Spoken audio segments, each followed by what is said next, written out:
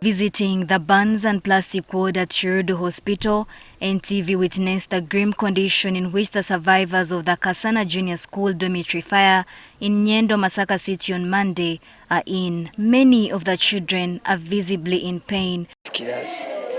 We arrived at Kiruddu yesterday at around 12 p.m. My son is in top class. The doctors have worked on us, but my son has not yet responded. Yesterday, we reported that 2 top-class students had tragically died in the fire.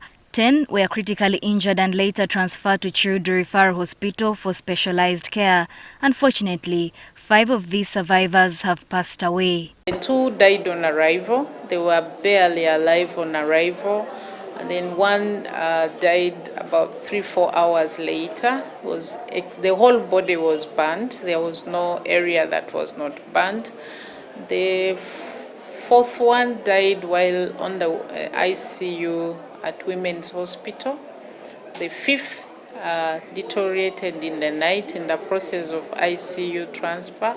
She passed on. 3 of the survivors at Kiruddu have now been transferred to Mulago Specialized Women's and Neonatal Hospital. 5 are still critically very sick.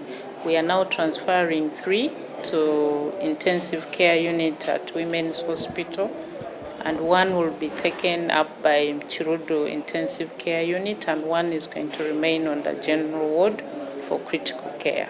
Dr. Rose Alenyo, a surgeon at Kiruddu Hospital, stated that the children they are still treating suffered severe burns. So these children, some of them had very extensive, and for children, 15% of their body burnt is severe, and for adults is 20%. So all of them had 20% and above. She added that the patients are also battling with inhalation problems. Especially like these ones, it was a flame fire. They had the windows locked, so the smoke that they inhaled inside is hot, and it has carbon monoxide and different other gases that are toxic.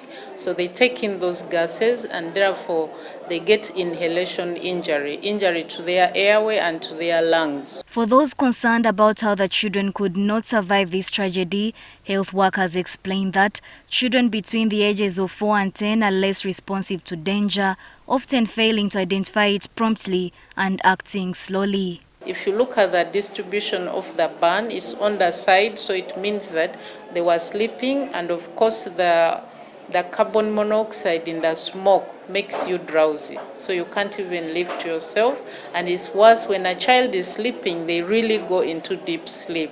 Meanwhile, we asked the district education officer in Masaka City how they are handling the situation at the school.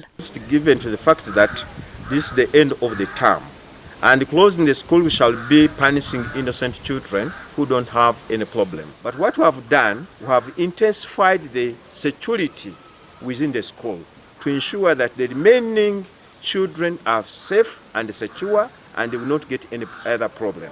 The district education officer announced that schools failing to meet safety guidelines will not be permitted to reopen next term. By the time we visited this institution, this one was not a dormitory. This was not a dormitory. It was a sewing machine room. Institution in Masaka City to ensure that they hire a technician to inspect all the installation of electricity in boarding sections and come up with a report. This is not the first school fire incident. The Ministry of Education has often issued guidelines to prevent the school fires, such as banning of burglar proofing on windows. Unfortunately, a number of schools have not implemented these guidelines. Nobat Atkunda, NTV Tonight.